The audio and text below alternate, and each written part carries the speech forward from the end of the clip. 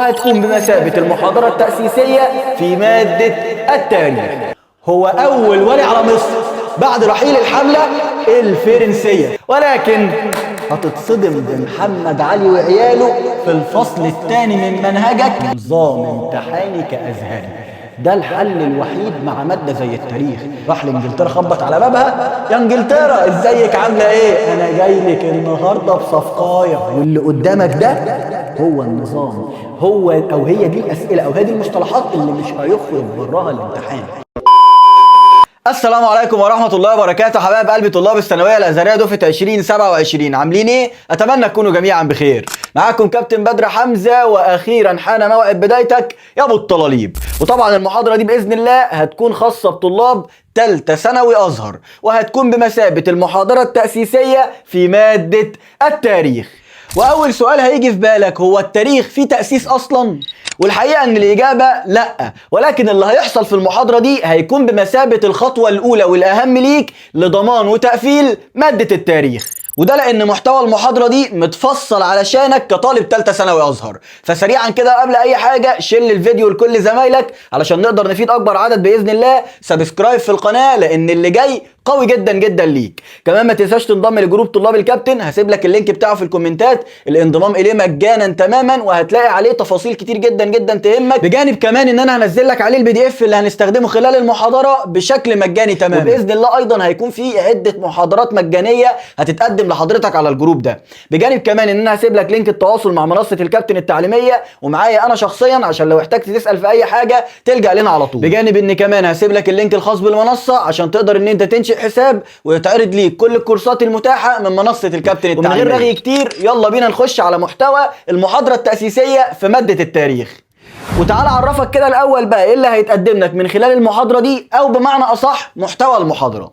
ومبدئيا المحاضره دي متقسمه الى 4 اجزاء بالظبط. في الجزء الاول هنبدا نتكلم عن التعريف بمنهج التاريخ، هنتكلم عن الفصول بشكل عام. عندك كام فصل؟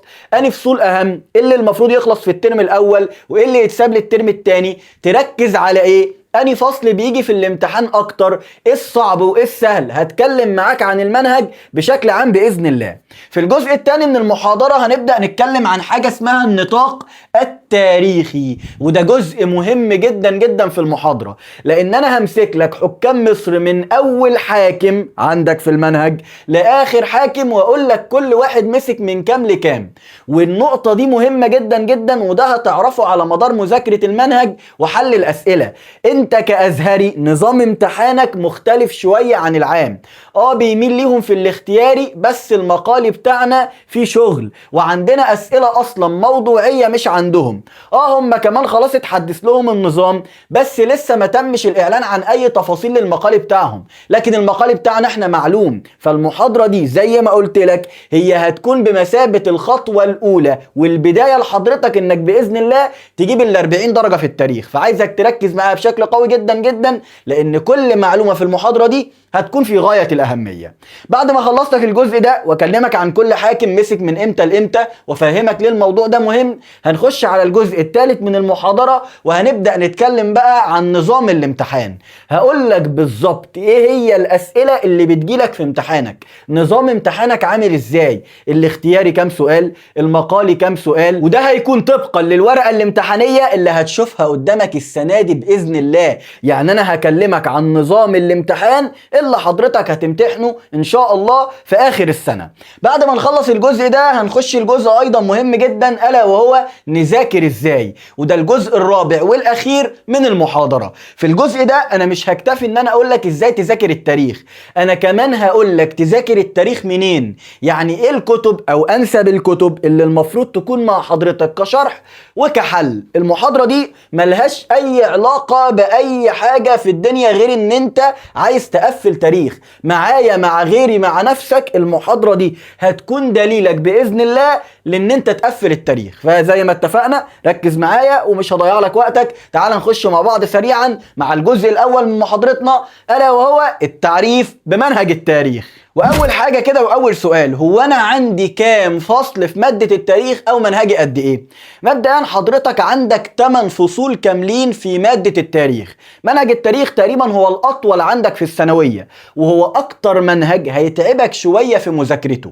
منهج احداثه كتير، محتاج منك ان انت بمعنى اصح تمشي فيه بشكل سليم، محتاج منك ان انت يعني تبذل مجهود. وعلى فكره ثانويتك كلها محتاجه بذل مجهود، يعني ده كلام لسه هنتكلم فيه مع بعض، مش عايز بس اندرج لكذا بند واكون مركز على حاجه واحده معاك الا وهي فعلا ماده التاريخ في المحاضره دي، ولكن فعلا انت محتاج لمجهود قوي جدا جدا علشان باذن الله تنال ما تتمنى في النهايه. وتتذكر دائما انه ان ليس للانسان الا ما سعى وان سعيه سوف يرى. نجتهد ونعمل اللي علينا والباقي على ربنا سبحانه وتعالى.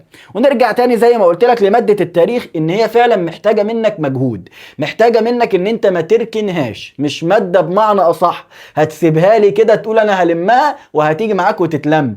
التاريخ من المواد اللي يعني تحب ان تذاكر كل يوم، مش عارف ايه المصطلح بس ما علينا، انا كده انت فاهم اكيد. يعني ماده بمعنى اصح محطوطه عندك على المكتب كل يوم يلا بينا هنذاكر تاريخ، او يوم ويوم، او بمعنى اصح هي ماليه الاسبوع. ليه؟ منهجها طويل شويه. ولما تطبق الفكر ده او بالفعل ان انت تدي للماده دي اهميه الا وهي طبعا التاريخ، انت هتلاقي الموضوع في النهايه معاك مش صعب نهائيا، ولا بقى المنهج اصل صعب وما بيتذاكرش وما بعرفش احل. كل ده هيتحل معاك ان فعلا اجتهدت بشكل قوي جدا في التاريخ ومشيت على اللي انا هقوله لك ده باذن الله على مدار المحاضره. وخلونا نبدا مع بعض دلوقتي بالمنهج، ونبدا باول فصل من فصول المنهج اللي هو بمعنى اصح كده اللي هو بيسحب رجلك، اللي هو انت اول ما تفتح الفصل ده الا هو الفصل الاول، الدنيا سهله وجميله. الله، التاريخ ازاي سهل كده؟ ايه الجمال ده؟ ده انا الماده اللي هقفلها السنه دي التاريخ، كله بيعمل كده. طب الفصل ده عندي بيتكلم عن ايه؟ الفصل ده هنبدا نتكلم فيه مع بعض عن الحمله الفرنسيه على مصر والشام من 1798 ل 1801. ده النطاق التاريخي بتاع الفصل. هنبدا نتكلم عن نابليون ومحاولات فرنسا لاحتلال مصر، ولما نابليون دخل عمل ايه التحديثات وايه الاثار وازاي قاومنا الحمله وكل ما يتعلق بذلك. الفصل ده احداثه بتدور في 3 دروس فقط لا غير يا ابو الطلاليب. فصل سهل جدا جدا، ومن الفصول المهمه على فكره، مش عشان فصل سهل يبقى بيجيش في الامتحان، لا، فصل مهم جدا جدا بالرغم من سهولته. بعد ما نخلص الفصل ده ونمتحنك باذن الله الامتحان الشامل وتقفل فيه، هتفتكر ان الدنيا جميله، ولكن هتتصدم بمحمد علي وعياله في الفصل الثاني من منهجك اللي بيحتوي على 6 دروس. فصل صعب كما وليس كيفا. يعني ايه الكلام ده؟ كميته كبيرة، وعلى فكرة التاريخ كله كده، التاريخ صعب كم مش كيف. طب الحل ايه؟ بذاكر بشكل دايم، ما بعديش جزئية الا لما بحل عليها بنظام امتحاني كأزهري. ده الحل الوحيد مع مادة زي التاريخ. ولا كم ولا مش كم، مش الكم كبير خلاص خد وقت اكبر، ما ده الطبيعي. انا مادة دلوقتي عندي كبيرة، هتعامل معاها ازاي؟ هبدأ ان انا اديها ايه؟ وقت. خدي الوقت اللي انت عايزاه، خدي كم محل الاسئله اللي انت عايزاه، خدي الاجتهاد اللي انت عايزاه، هتلقى ما تتمناه من الماده دي. فالفصل الثاني عند حضرتك هو من اطول ايه، هو اطول بصراحه فصول المنهج، ولكن بالفعل هو سهل في الكيف بتاعه.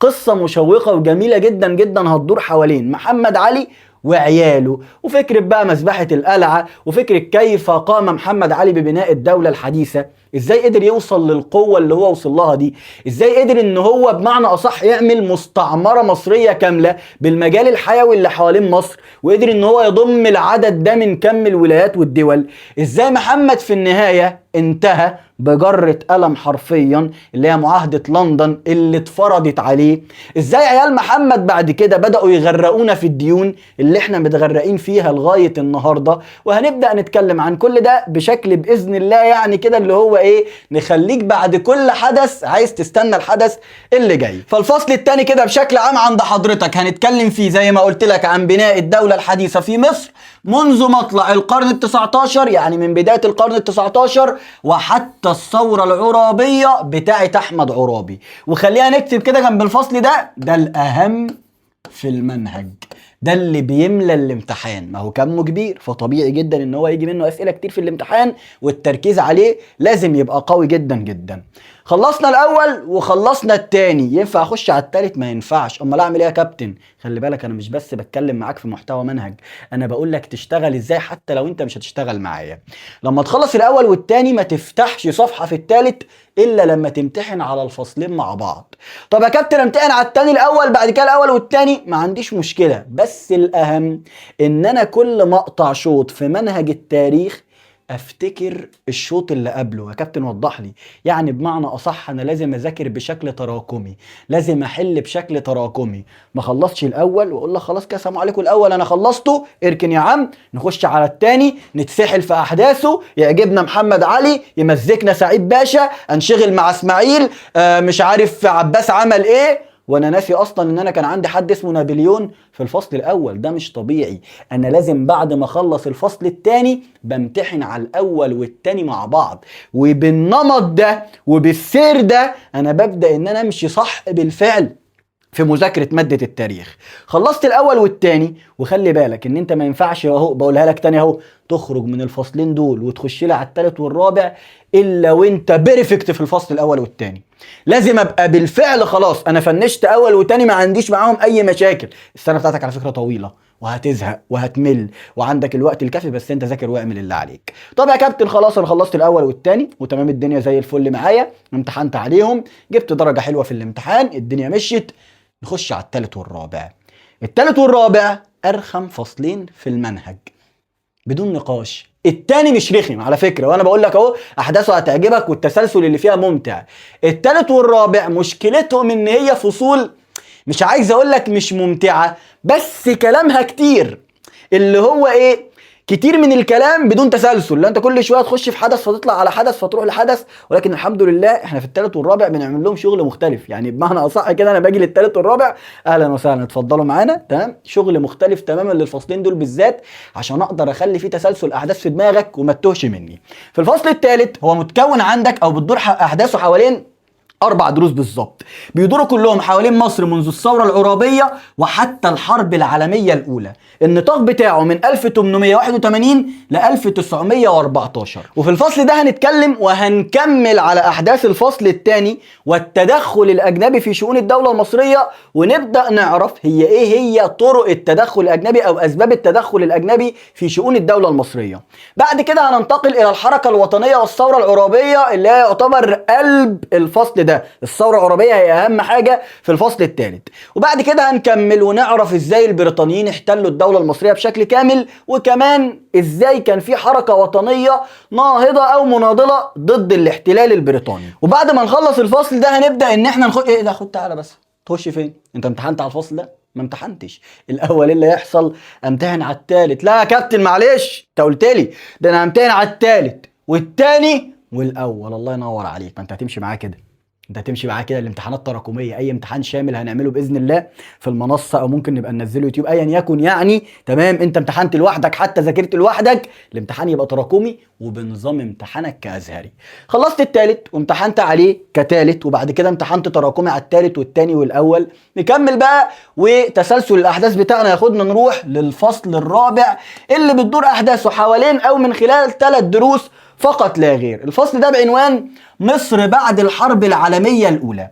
هنا بقى هتبدأ مصر تخرج من ولاية السلطان العثماني، وازاي البريطانيين فصلوا مصر تماما عن العالم العثماني، وفكرة الحرب العالمية الأولى ومين ضد مين ومين كسب في النهاية. بعد كده بقى هنخش على ثورة 19 وسعد يحيى سعد هو لا يحيى ولا حاجة، وده هنعرفه ليه على مدار المنهج. وبعد ما نخلص مع سعد زغلول هنبدأ ان احنا نتكلم عن فكرة المفاوضات المصرية البريطانية، والتفاوض طبعا حول ان البريطانيين يغوروا في داهية من أرضنا.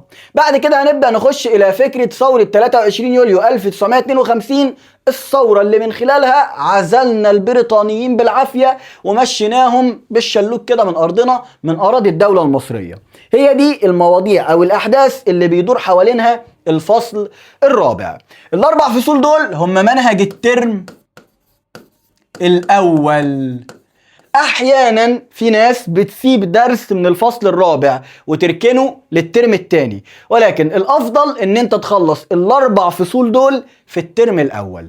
ان شاء الله بعد ما نخلص احداث ال4 فصول دول في الترم الاول انا بعمل حاجة حلوة جدا، هعمل امتحان وده باذن الله هنزله لكم كلكم، تمام، ايا يكن مين، فخليك معانا كده ومتابع بشكل جيد. هعمل لك امتحان نسخة طبق الاصل من الامتحان بتاع اخر السنة، همتحنك امتحان كأنك قاعد في لجنة الثانوية الازهرية، هعيشك الاجواء كاملة ان انت تمتحن على التاريخ، والامتحان طبعا هيكون شامل منهج الترم الاول بالكامل، تمام؟ ده معايا. طب انت لوحدك لازم برضو تجرب القصة دي، لازم تعمل النقطة دي، لازم تدور على اي نمط اسئلة تحله على منهج الترم الاول بالكامل. خلي بالك ده خلصت تاريخ بدون مبالغة، منهج الترم الاول خلص، حطيته في جيبك، ضمنته، امتحنت الامتحان ولقيت ان الدنيا تمام، رغي ورغي حلو، وفي نفس الوقت اللي هو ايه، انت ايه السهولة دي، ايه البساطة دي يا عم، ده انا ذاكرت ده، مش هقدر على ده. ال4 فصول دول في غاية اللذاذة، حاجة كده اللي هو بمعنى اصح ايه، احنا تعبناك هنا، هنراضيك بقى في الترم التاني يا عم وهنروق عليك. الترم التاني وباقي فصولنا بقى تبدأ تتكلم عن ايه؟ نيجي للفصل الخامس عند حضرتك، محتواه بيدور حوالين 5 دروس. ال5 دروس بيتكلموا عن ايه؟ عن التوسع الاستعماري في البلاد العربية قبل الحرب العالمية الأولى وحتى الاستقلال. هنا هنبدأ نتكلم عن دولة اسمها فرنسا، مسكت الوطن أو مسكت بمعنى أصح نطاق الشرق الأوسط، نفضته. بس مين يا جدعان لسه ما احتلناهوش؟ لا تعالى انا ما احتلكش، انا داخل لك وانا جاي عندك. فرنسا هنا احتلت الجزائر، المغرب، وطبعا هي كده كان محتلها مصر من الفصل الاول. فرنسا هنا يا باشا ما رحمتش دوله الا لما احتلتها.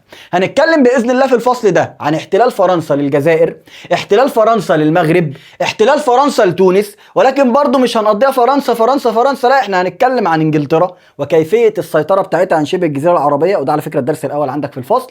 وكمان هنتكلم عن احتلال ايطاليا لليبيا وقصه عمر المختار وكل ما يتعلق بذلك. كل درس من ال5 دول احداثه بتدور حوالين ايه؟ كيفيه الاحتلال، كيفيه الاستقلال، بكل سهوله وسلاسه. صدقني فصل سهل جدا جدا جدا، وتكمل على نفس النمط وتوصل للفصل السادس. ينفع؟ برافو عليك. امتحن الاول على الخامس. كابتن امتحن على الخامس والباقي؟ امتحن على الخامس لوحده والخامس وكل الفصول اللي فاتت. ما هو تراكمي بقى، ما احنا نمشي تراكمي بقى، انا قلت لك بقى عشان ما ننساش. ما انا دلوقتي امتحنتك، انا امتحان الترم الاول، هو انا اقطاع المعاهد؟ يعني انا خلاص اللي اعتمدت معاك امتحان انت النهايه خلاص؟ لا انت كده كده تمتحن الباقي كله تراكمي. فطبيعي كل ما بنخلص فصل بنمتحن عليه وعلى اللي قبله ابو الطلاليب، سواء كنت معايا او مع نفسك حتى. اسمع الكلام وامشي على النمط ده علشان باذن الله في النهايه تضمن ال40 درجه وما تتعبش في ايه، في الماده دي. نكمل ونوصل للفصل السادس عند حضرتك اللي بتدور احداثه حوالين 3 دروس فقط لا غير. في ال3 دروس احنا بنتكلم عن التوسع الاستعماري في البلاد العربيه الواقعه تحت الحكم العثماني بعد الحرب العالميه الاولى وحتى الاستقلال. وفي الفصل ده كل اللي هنتكلم عنه هي فكره مصير الدوله العثمانيه بعد الحرب العالميه الاولى، ايه وضع السلطان العثماني، ايه وضع الدوله العثمانيه بعد الحرب، كيفية خسارة عدة ولايات من قبل انجلترا وفرنسا اللي سيطروا على كم كبير جدا من ولايات السلطان العثماني اللي بنقول عليهم تنتون وتنتن. انجلترا وفرنسا دول تنتون وتنتن، احنا هنسميهم كده في المنهج وهتعرف الكلام ده في اللي جاي. كمان باذن الله هنتكلم وهنكمل شويه مع فرنسا اللي ما رحمتش المنهج حرفيا واحتلالها لسوريا ولبنان من اول الاحتلال حتى الاستقلال. بعد كده ايضا هنتكلم عن العراق من الانتداب للاستقلال، وطبعا اللي احتل العراق هي بريطانيا، وهنعرف كل برضو التفاصيل وهنتكلم بنفس النمط ازاي تم الاحتلال وازاي تم الاستقلال للبلاد دي. بعد ما نخلص الفصل السادس هنعمل ايه؟ الله ينور عليك، بمتحن عليه. بعد كده ببدأ ان انا امتحن تراكمي على باقي منهجي. خلصت السادس بصطدم في فصل هو الاهم كما وكيفا وموضوعا وفهما في منهجك، الا وهو الفصل السابع، مصر وقضايا العالم العربي. في الفصل ده هنتكلم عن القضية الفلسطينية. الفصل ده متقسم عند حضرتك ل3 دروس بالظبط. أول درس هنبدأ نحكي مع بعض فكرة القومية العربية وقصة إحيائها وإخمادها وكل ما يتعلق بذلك، وإزاي قدر العرب يتكاتفوا من جديد فيما بين الحربين العالميتين الأولى والثانية، وإزاي وقفنا على رجلينا وإزاي سقطنا وكل ما يتعلق بذلك. بعد كده هنتكلم عن القضية الفلسطينية وهنوضح الحقائق بجد بقى عشان لو ما كنتش فاهمها. في اخر درس هنتكلم عن الحروب العربية مع اللي ما يتسموش اللي هم الزبالة. طبعا انت عارف هم مين خلاص. فبالتالي طبعا في الدرس ده او عفوا في الفصل ده الموضوع لا يقتصر على مجرد شرح او مجرد ان انا بذاكر الفصل علشان اذاكره وامتحن فيه.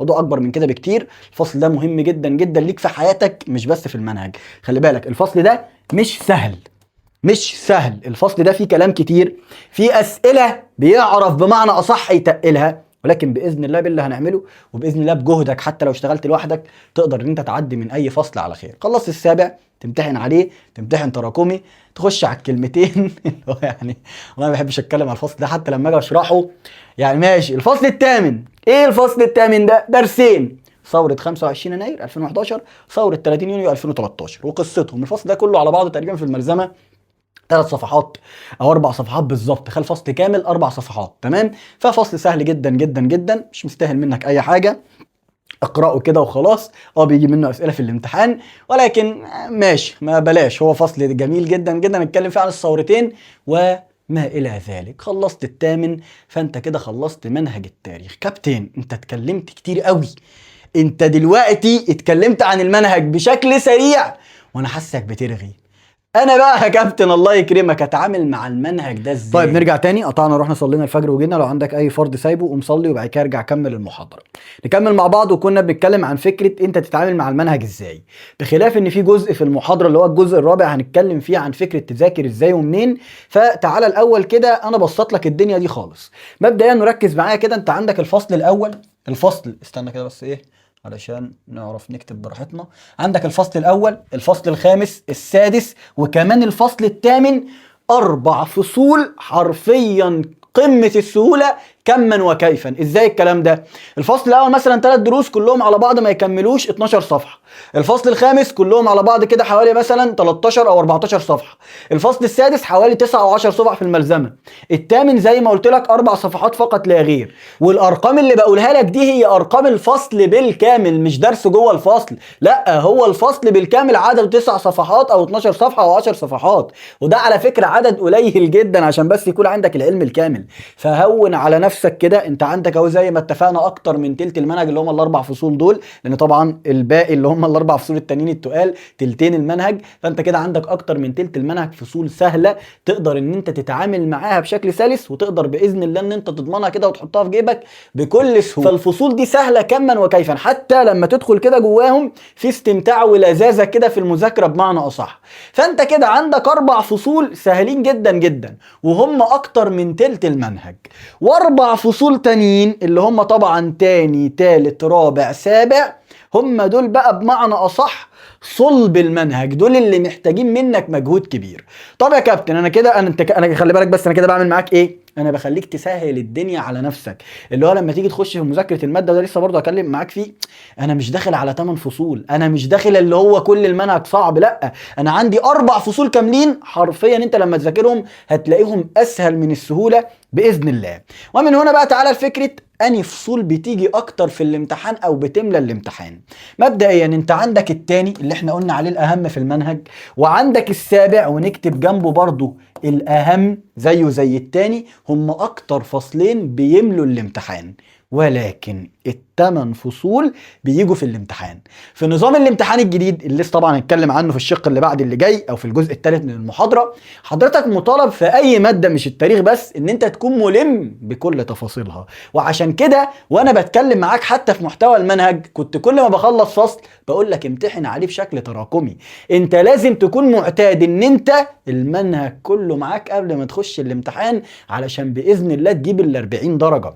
ففكره ان انا اقول لك ان الفصل ده ركز عليه قوي، الفصل ده خلي بالك منه قوي ومالكش دعوه بده، اوعى اي حد يقول لك الكلام ده وتصدقه. اوعى كده حد يقول لك يا عم سيب الاول سهل ما تذاكروش مش هيجي في الامتحان كتير، او مالكش دعوه بالرابع او الخامس والسادس مش مشهورين ان هم يجوا في الامتحان. ما فيش الكلام ده. الامتحان بيجي من المنهج بشكل كامل، ولكن في فصول انا محتاج اركز عليها لان المعتاد ان هي بتملى امتحاني، زي ما قلت لك الفصل الثاني والسابع. اما عن باقي الفصول فطبعا بتيجي في الامتحان، ولكن التركيز الاقوى يبقى على الثاني والسابع. حاجه برضو ما قلتها لكش تقريبا، او مش فاكر قلتها ولا لا، فكره الامتحان برضو ايضا اللي هو مقتبس من قطاع المعاهد الازهريه اللي هيبقى نسخه طبق الاصل، احنا ايضا هنعمله على الترم الثاني وهنعمله على المنهج بالكامل. الحمد لله السنه اللي فاتت في المراجعات النهائيه عملنا امتحان كده نسخه طبق الاصل من يعني مقتبس، احنا بنسميه الامتحان المقتبس من قطاع المعاهد الازهريه. ليه؟ لانه بيبقى نسخه طبق الاصل زي ما قلت لك من الورقه الامتحانيه. عملنا الامتحان ده وحليناه مع بعض فجر فجر ماده التاريخ وفجر ماده الجغرافيا.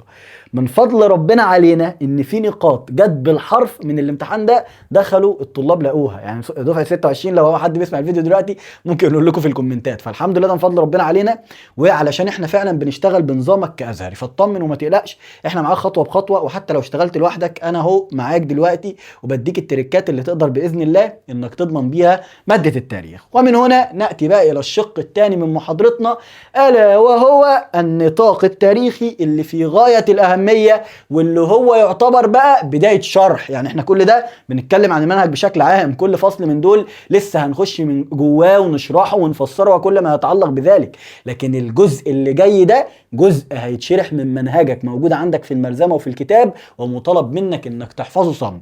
فركز معايا ويلا بينا نبدا فيه. وناتي بقى للشق الثاني من محاضرتنا، واللي زي ما اتفقنا مع بعض اننا فيه هنتكلم عن النطاق التاريخي لحكام مصر منذ منتصف القرن ال18 الى الان، من اول حاكم عندك في المنهج لغايه اخر حاكم منذ منتصف القرن ال18 لغايه الوقت الحالي، لغايه الوقت اللي انت بتتفرج فيه على المحاضره دي.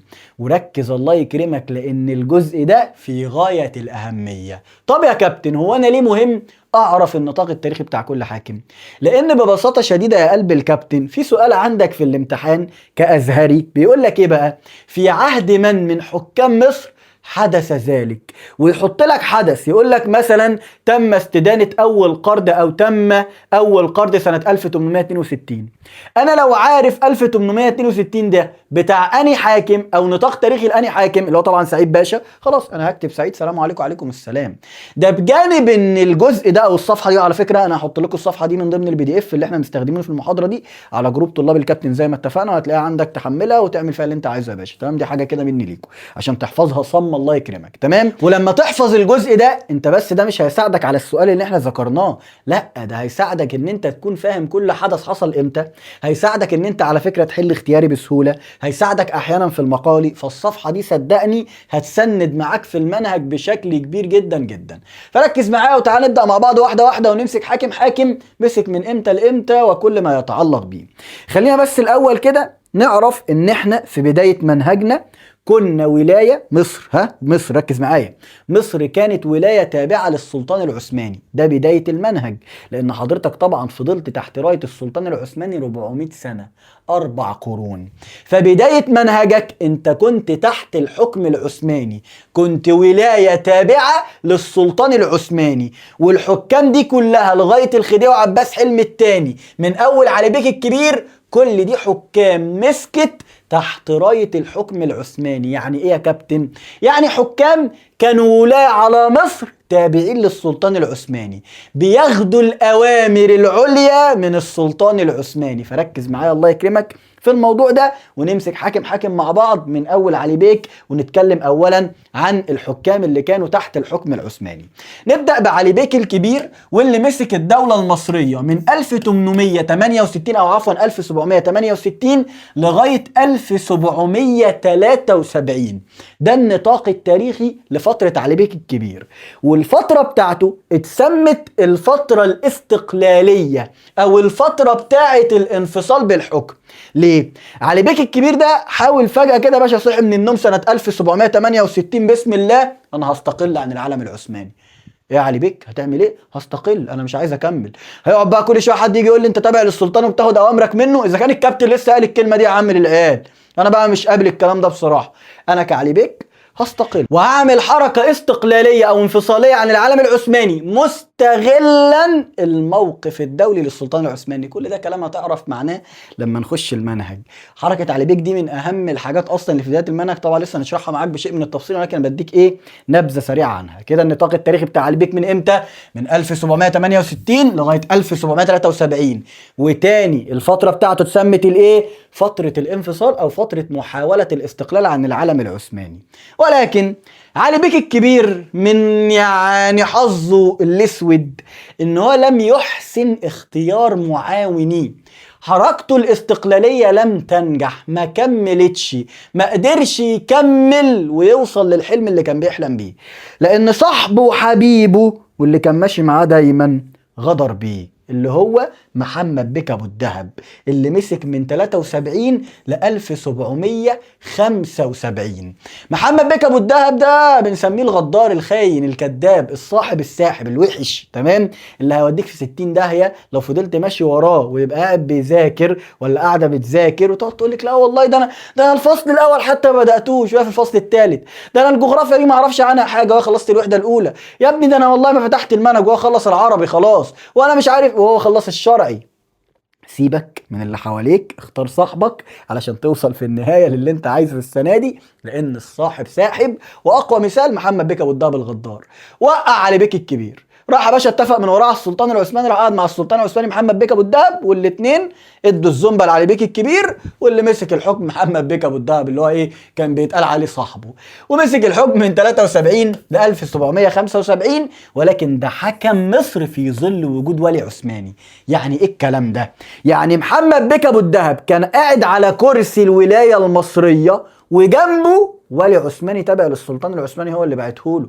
قال له لا محمد بيك ابو الدهب انت عبيط، ولا اذا كان غدرت بصاحبك مش هتغدر بيا، خلي معاك ولي عثماني قاعد جنبك على كرسي الحكم، علشان اول ما انت يا محمد تفكر تعمل اي حاجه على طول الولي العثماني اللي جنبك ده يجي يقول لك يا سلطان عثماني، يقول لي انت بتعمل ايه، بتتصرف ازاي. فكده محمد بيك ابو الدهب حكمه لم يكن، انا كده بشرح المنهج، حكمه لم يكن خالصا، تمام، والله كده بشرح ماشي تمام. فكده محمد بيك ابو الدهب حكمه لم يكن خالصا عشان كان جنبه ولي عثماني، تمام. ومر على مصر عده ولاء مش عندك في المنهج لغايه ما وصلنا لمراد بيك وابراهيم بيك، ودول ثنائي مملوكي كانوا حاكمين مصر اثناء دخول الحمله الفرنسيه. يعني ابراهيم بيك ومراد بيك دول هما الاثنين كانوا ماسكين الدوله المصريه وقاعدين على حكم الدوله المصريه، ونابليون داخل يحتلنا كده. فالنطاق التاريخي بتاعهم هو طبعا ما عندكش اصلا في المنهج هم حكموا من امتى، ولكن خليك فاهم او عارف يعني ان هم كانوا ماسكين سنه 1798 اللي هو طبعا السنه اللي دخل فيها نابليون او نزلت الحمله الفرنسيه الى مصر. بركز الله يكرمك كده، نابليون جاي علينا، ومين اللي قاعد على كرسي الحكم او كرسي الولايه المصريه؟ ابراهيم بيك ومراد بيك، اللي هو سنه كام الكلام ده؟ 1798. ودول الثلاث حكام اللي مسكوا الدولة المصرية قبل مجيء الحملة الفرنسية. تاني، ودول الثلاث حكام اللي مسكوا الدولة المصرية قبل مجيء الحملة الفرنسية. تالت، ودول الثلاث حكام اللي مسكوا الدولة المصرية قبل مجيء الحملة الفرنسية. أول ما جت طبعا عزلت مراد بيك وابراهيم بيك واتكلت على الله والسلام عليكم وعليكم السلام. نكمل ونوصل الى خسرو باشا. ركز عشان خسرو ده في سؤال اصلا كده لخسرو اللي هو مخترعينه لخسرو باشا، تمام. انا كده ما بتكلمش عن نطاق تاريخي بس خلي بالك، تمام. خسرو باشا ده هو اول ولي على مصر بعد رحيل الحملة الفرنسية. تاني، خسرو ده باشا ده اول ولي على مصر بعد رحيل الحملة الفرنسية. تالت، خسرو باشا ده سمعني، اول ولي على مصر بعد رحيل الحملة الفرنسية، بعد ما نابليون بحملته هو وكليبر ومينو غاروا في 60 داهية. اول ولي على مصر بعد رحيل الحملة الفرنسية هو خسرو باشا، اللي مسك من 1802 ل 1803، ما عادش فيها كتير. بعد كده جه من بعديه خورشيد باشا، مسك من 1804 لغاية 1805 علشان يجي لنا الباشا محمد علي باشا اللي غير في نطاق تاريخ الدولة المصرية. طبعا خورشيد ده ما كانش بيطيق محمد علي، كان ما يقعدش مع محمد علي في قعدة ابدا، اصلا من اول ما مسك خورشيد ده وهو عمال يتربص ازاي امشي محمد علي، ازاي محمد علي ما يبقاش موجود. اصل يعني ركز عشان ما تتوهش مني معلش. خورشيد لما مسك، محمد علي كان موجود في مصر بس ما كانش حاكم، كان جاي قائدا لفرق الارناؤوط والالبان، كان جاي قائدا لفرق جايه علشان تخرج الحمله من مصر. طبعا انا لو دخلت في المنهج والله انا بخش في المنهج بجد، فانا بس عايز افهمك عشان الدنيا تكون بسيطه معاك. خورشيد ده مسك حكم الدوله المصريه اصلا بناء على يعني ايه وصايه من محمد علي. ده لسه هتعرفه طبعا لو انت دخلت في المنهج، اكيد فاهم كلامي، ولو ما دخلتش لسه هنعرفه مع بعض باذن الله. فخورشيد باشا ده مسك الدوله المصريه، وكان محمد علي موجود في مصر قائدا لفرق الارناؤوط والالبان، قائد عسكري عادي جاي تبع السلطان العثماني علشان يساعد في خروج الحمله الفرنسيه وكل ما يتعلق بذلك. فلما خورشيد يا باشا بقى اتوجد ومسك حكم الدوله المصريه، قال لك لا انا مش مرتاح للراجل ده محمد علي ده، انا مش مرتاح له والله. محمد علي ده شكله هو اللي هيمسك الحكم بعدي. وحاول بالفعل ان هو يمشيه من مصر كتير جدا جدا، ولكن كل محاولاته فشلت. وقد كان خورشيد اتكل على الله وجاء محمد علي باشا. ونأتي بقى الى حكام مصر، او ما عرفوا طبعا بالاسره العلويه اللي هي اسره محمد علي، اللي بتبدا عندك طبعا من محمد علي باشا. وخلي بالك ان احنا كده لسه مكملين بحكام مصر تحت ولايه الدوله العثمانيه او تحت الحكم العثماني. كل ده احنا ولايه تابعه للسلطان العثماني. محمد علي باشا مسك من سنه 1805 لغايه 1848. نطاق تاريخي اتغير فيه كل حاجه، نطاق تاريخي اتنقلنا من الشرق للغرب حرفيا. محمد يعني اللي هو ايه، عارف انت لما تكون ماشي في شارع ضلمه عتمه ويروح هو مولع لك كشاف، ده اللي هو عمله، بس ولع الكشاف في وشك يعني هو اداك كشاف في وشك، وده هتعرفه ازاي. فعشان ايه ما نحسنش الاجواء قوي، عشان محمد ما كانش حلو قوي يعني. تمام. جه بعد محمد ابراهيم باشا، مسك من 1848 وما كملش سنه، حكم عدة شهور في حياة أبيه. يعني يا كابتن الكلام ده ما تلخبطنيش، أصل محمد علي اتجنن بعيد عنك. محمد علي لما مضى على معاهدة لندن وبجرة قلم خسر كل اللي عمله، قعد في القلعة لوحده فترة ما لغاية ما اتجنن، عقله لحس ومات. في الفترة اللي هو كان مجنون فيها طبيعي مش هيمسك الحكم يعني ازاي؟ فمسكه ابراهيم وحكم عدة شهور في حياة ابيه، بعد كده اتكل على الله. جه بعد ابراهيم عباس باشا الاول، الواد عبس عباس. عباس ده مسك من 48، لان خلاص احنا اتفقنا ان احنا ما كملناش سنة في عهد ابراهيم. مسك من 48 ل 1854. الراجل ده ما كانش بيكره غير يعني ما كانش بيكره حتى اللي انا بقوله ده، ما كانش بيحب حد، مش ما كانش بيكره حد يعني، حتى نفسه ما كانش بيحبها. تمام. عباس باشا ده هو بدايه الخراب اصلا. يعني هو بدايته كده اللي هو بسم الله الرحمن الرحيم، انا عايز شويه عناصر تخش للجيش بس عشان تامني، عشان انا بصراحه بجد والله ايه بخاف من الشعب. يعني بتخاف الشعب انت الحاكم؟ لا لا امنوني. فدخل لي عناصر بوظوا لي الدنيا، فخرب الكلام، فمش عارف ايه، فسيبك منه دلوقتي. نكمل ونوصل لسعيد سعده. اول من استدان هو اللي قص الشريط بتاع الاستدانه، راح لانجلترا خبط على بابها، يا انجلترا ازيك عامله ايه، انا جاي لك النهارده بصفقايه. عايز ايه يا سعيد؟ عايز فلوس. قالت له يعني ايه فلوس؟ قال لها فلوس، عايز استدين منك. قالت له ياه انت بتتكلم جد يا سعيد؟ الله اه والله انا محتاج بس كده مبلغ علشان انا عايز اعمل كام مشروع. اتفضل يا باشا استدانه بفايده وهنطلع عينيكم. فبدات الديون مع سعيد باشا اللي كان النطاق التاريخي بتاعه من 1854 لغايه 1863، واتكل على الله. وجه من بعده الخديوي اسماعيل، الحاكم الاقرب شبها لجده محمد علي. تاني الخديوي اسماعيل، اصل اسماعيل ده اصلا ليه درس لوحده في الفصل السادس. تمام. ده هو عاملين له درس كده اسماعيل. تمام. فهو الاقرب لجده محمد علي، ده الوحيد اللي الدول الاوروبيه شاورت عليه وقفوا لي عند حده، لا اريد ان ارى محمد علي اخر. ده الوحيد اللي اتقال عنه كده. اسماعيل مسك من 1863 لغايه 1879. بعد اسماعيل جه توفيق، الواد فوفا. تمام. توفيق مسك من 1879 ل 1892. عشق العشق يا عشق انجلترا يا العشق. ده توفيق ليه؟ مبدئيا بس خلي بالك ان اسماعيل هو اللي كمل سياسه الاستدانه. يعني سعيد قص الشريط، اسماعيل بقى اول ما جه لا لا سلفوني من كل حته، انجلترا ايه بس اللي استدان منها؟ انا عايز فلوس من انجلترا وعايز فلوس كمان من فرنسا، لا لا ده ايطاليا تديني فلوس والمانيا كمان عايز منها فلوس. فاسماعيل كانت سياسته سياسه الاستدانه. اسماعيل على مدار فترته ونطاقه التاريخي كل اللي كان بيعمله ايه؟ انا معايا دلوقتي 10 جنيه وعايز اشتري حاجه ب 10 جنيه، الجرس ده اهو كده اهو ب 10 جنيه، يروح اسماعيل عايز يشتريه وفي جيبه ال 10 جنيه. كابتن معكش 10 جنيه سلف؟ ليه؟ عايز اشتري الجرس ده عاجبني قوي. طب ما انت معاك، انت لسه مطلع 10 جنيه. لا لا لا مش معايا يا عم، دي فلوس جمعيه. فاهم؟ زي امهاتنا كده، دي فلوس جمعيه مش بتاعتي والله، هات بس 10 جنيه اديها لك بعدين. خلاص خد ال 10 جنيه بس هاخدها منك 15. يا عم موافق، هات ال 10 جنيه بس اشتريت الجرد. دي سياسه اسماعيل، الاستدانه حتى لو معاه فلوس، وخرب خزينه الدوله المصريه بسبب الموضوع ده. جه من بعده فوفا توفيق زي ما قلت لك، وتوفيق ده كان الخاضع للانجليز. توفيق ده كان خير اداه للانجليز او الدول الدائنه عموما او كل الدول اللي استدلنا منها. تمام. توفيق ده كان عاشق للبريطانيين. لو شاف مصري قدامه مثلا كده بريطاني ماسكه عمال ياكله بالعلقه كده وبيدب فيه، توفيق هينزل عليه معاه، خلاص هينزل مع البريطاني على المصري يدب فيه. توفيق لما بريطانيا احتلتنا خد الجيش كده، نزل بالجيش تمام ساحة القاهرة هو والجيش البريطاني، ودخل بيهم استعرض قوتهم. وهم انت عارف انا بقول لك ايه؟ توفيق ده الولي على مصر، تمام، اللي هو حاكم بتاعنا، اللي هو المفروض زينا، اللي هو المفروض يحكمنا الى ايه، يدينا احنا حقوقنا. لما بريطانيا احتلتنا مش يقف قدامها، ده مشي بالجيش بتاعها نزل ساحات القاهره واستعرض قوتهم، وبدا يقول للمصريين شايفين الجيش على اصوله عامل ازاي، مش جيشكم المعفن يا مصريين مش عارفين تدافعوا عن نفسكم. فتوفيق ده كان خاضع للانجليز بشكل قوي جدا جدا.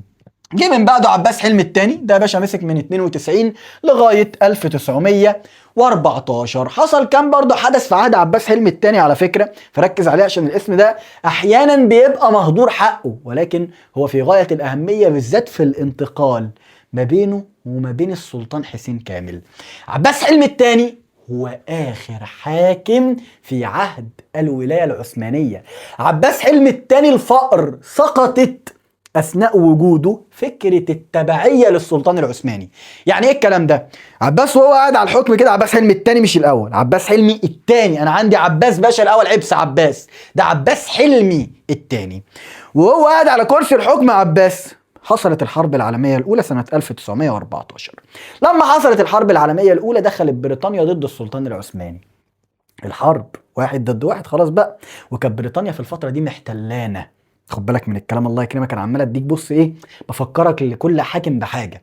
فلما بريطانيا كانت محتلانه في الفتره دي ودخلت الحرب السلطان العثماني ضدها، احنا كنا ولايه تابعه للسلطان العثماني. وقال ايه بريطانيا لما احتلتنا؟ كانت بتقول ان احنا بنحترم السلطان ده، احنا بس داخلين مصر عشان ناخد حقنا منها. فلما طبعا السلطان دخل ضد بريطانيا الحرب، قالت له اهلا، ده انا نفسي كنت تعمل الحركه دي من زمان.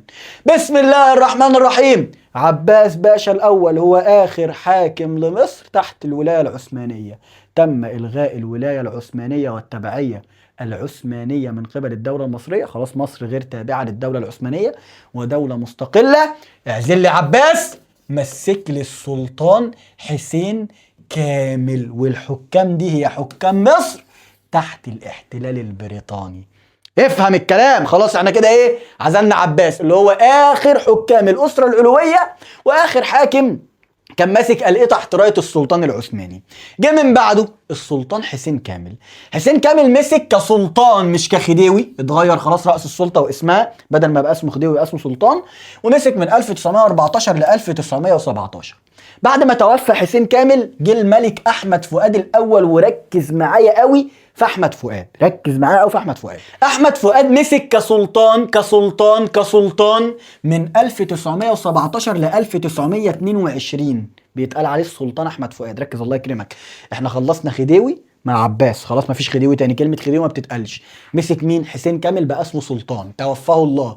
جه من بعده السلطان احمد فؤاد، فضلنا نقول له يا سلطان احمد من 1917 ل 1922. بعد كده اتغير تاني المسمى الوظيفي لحاكم مصر، بقى اسمه ايه؟ بقى اسمه الملك احمد فؤاد من 22 ل 1936. بقى ركز الله يكرمك، انا كده عندي احمد فؤاد مسك كسلطان من 1917 ل 1922. بعد كده حصل تغيير في المسمى الوظيفي لحاكم مصر، وسموه ملك. فاحمد فؤاد كمل قال خلاص انا قاعد اهو، خلوني ملك مفيش مشكله، فانا الملك من 1922 ل 1936. تاني، فؤاد من 1917 ل 1922 اسمه السلطان احمد فؤاد، ثم تغير راس السلطه او تغير المسمى الوظيفي لراس السلطه المصريه اللي انا بعمله ده، فمسك كملك برضه هو احمد فؤاد من 1922 ل 1936. طبعا تغيير رأس السلطة والكلام ده كله هتفهمه يعني لما تخش المنهج بإذن الله أكتر وأكتر. بعد كده جه فاروق فوفا، فاروق الأول اللي مسك كملك، خلاص بقى بنسميهم ملك دلوقتي، خلاص اتغيرنا الموضوع ده، إلى أو من 1936 لغاية ثورة يوليو 52. مسك لغاية ما قامت ثورة يوليو سنة 1952، الثورة طبعا اللي إيه غربلت الدنيا ومشت البريطانيين بالعافيه من مصر. بعد فاروق جه احمد فؤاد الثاني احمد فؤاد الثاني من 1952 لغايه 1953 تحت مجلس وصايه حتى الغاء الملكيه. يعني ايه الكلام ده؟ مسكوا احمد فؤاد الثاني كده اللي هو ايه، تعالى بس اقعد على الكرسي لغايه ما نشوف هنعمل ايه. لا خلاص، اصل احنا بصوا بصراحه احنا مش طايقين الوقت فاروق فوفا ده، فاروق لازم يغادر البلاد، فاروق لازم يغور في داهيه في نفس اليوم اللي هنغور فيه الانجليز. ففاروق اتكل على الله، جابوا مكانه احمد فؤاد تحت وصايه المجلس العسكري اللي هو ايه، انا نفسي تعمل حاجه غلط بقى، اهو فاروق لسه مغورينه في داهيه، انت يا احمد فؤاد يا تاني لو عملت احنا اصلا ما قاعدينك فيها كام يوم، فباحترامك اقعد امسك الحكم كده كمسمى وخلاص لغايه ما نغورك في داهيه. وكان الملك احمد فؤاد الثاني هو اخر الحكام تحت رايه البريطانيين لغايه طبعا ما غورناهم في داهيه وبدانا نغير الموضوع تماما في هذا النطاق، ألا وهو نطاق ما بعد قيام ثورة 23 يوليو 52. الحكام بقى اللي جم بعد الثورة، الحكام اللي جم بعد نجاح ثورة 52 اللي زي ما قلت لك غربلت الدنيا ومشت البريطانيين من مصر. أول حاكم عند حضرتك وخلاص بقى النظام اتغير بقى، ملك مين بقى؟ ما عندناش ملوك احنا، يبقى خلي بالك الله يكرمك، آخر حاكم في النظام الملكي مين؟ الملك أحمد فؤاد الإيه؟ الثاني. تاني آخر حاكم في النظام الملكي الملك احمد فؤاد الثاني. طب اخر حاكم في نظام الخديوي، الله ينور عليك، عباس حلمي الثاني. طب اخر حاكم في نظام السلطان، احمد فؤاد الاول. احفظ معايا الحاجات دي مهمه، تمام؟ يبقى اخر خديوي عباس حلمي الثاني، اخر سلطان احمد فؤاد الاول، اخر ملك احمد فؤاد الثاني. يا ابو الطلاليب يا قمر يا عسل انت، قوم اقف قيام يلا. انت فاكرني بهزر؟ طبعا، لان انت لسه جديد ما تعرفش مين الكابتن، فقوم اقف قيام عشان تركز معايا، مش بهزر والله، ما انا واقف على رجلي عادي. قوم اقف قيام يلا، خليك كده انت جميل زي القمر كده وانت واقف، ركز معايا بقى، قوم اقف قيام. احنا كده خلصنا مع بعض ايه؟ اتكلمنا ان احنا عندنا 3 حكام قبل مجيء الحملة الفرنسية على مصر، 3 حكام حكموا الدولة المصرية قبل مجيء الحملة الفرنسية، اتكلمنا عنهم. بعد كده دخلنا في اول ولي على مصر بعد رحيل الحمله الفرنسيه، خسروا باشا، بعد كده جه من بعده خورشيد، وكل الحكام دي تحت رايه العلم العثماني وكنا تابعين للدوله العثمانيه. بعد كده اتكلمنا عن اسره محمد علي، الاسره العلويه، وخلصناها بعباس حلمي الثاني اخر خديوي. وبعد كده اتغير المسمى الوظيفي الحاكم مصر بقى اسمه سلطان، فمسك حسين كامل بعد كده فؤاد الاول، ومسك كاسمين السلطان احمد فؤاد الاول بعد كده الملك احمد فؤاد الاول. بعد كده جه فاروق وقفلنا النظام الملكي باحمد فؤاد الثاني اللي هو اخر حاكم مسك كملك واخر حاكم اصلا مسك اثناء الوجود البريطاني، لان خلاص بريطانيا لما مشيت تماما ونجحت ثوره 23 يوليو قال لك خلاص احنا هنغير النظام وهنبدا باذن الله ان احنا نطبق النظام الجمهوري. طب من هو اول رئيس جمهوريه للدوله المصريه يا ابو الطلاليب؟ اقعد خلاص، اللي قام يقعد يلا. الرئيس محمد نجيب، الله ينور عليك. دول الحكام اللي جم بعد انتهاء النظام الملكي، دول الحكام اللي جم بعد قيام ثورة 23 يوليو. أول حاكم محمد نجيب مسك من 53 رئيس بقى اسمه الرئيس محمد نجيب لغاية 1954، وهو أول رئيس جمهورية للدولة المصرية. بعد محمد نجيب جه جمال عبد الناصر معشوق الشعب اللي مسك من 54 لغاية 1970. بعد جمال مسك أنور السادات، مهم جدا عندك السادات في المنهج، مهم جدا السادات في المنهج عشان معاهدة السلام، عشان فكرة الحروب العربية الإسرائيلية وبالأخص 73، وإن طبعا السادات هو اللي جمع شمل الجيش المصري وهو اللي أدار الجبهة الداخلية بشكل قوي جدا جدا، وبدأ إن هو يعد العدة لمواجهة اللي ما يتسموش اللي هم الزبالة. فالسادات مهم جدا عندك في المنهج. طبعا مسك من 54 لغاية 1900 أو عفوا مسك من 70 لغاية 1981. السادات أو الرئيس محمد أنور السادات مسك من 1970 ل 1981. نيجي بقى طبعا لمبارك اللي مسك من 81 لغاية 2011، فترة كده اهو. بعد كده طبعا جه المجلس العسكري تحت قيادة المشير طنطاوي، مسك الدولة المصرية في فترة ما بين 2011 لغاية 2012. يعني ايه المجلس العسكري؟ يعني الجيش اللي ماسك البلد تحت وصاية المشير طنطاوي. المشير طنطاوي او المجلس العسكري هو اللي مسك بعد سقوط مبارك مباشرة، وده يبقى مهم جدا عندك في الفصل الثامن. تمام؟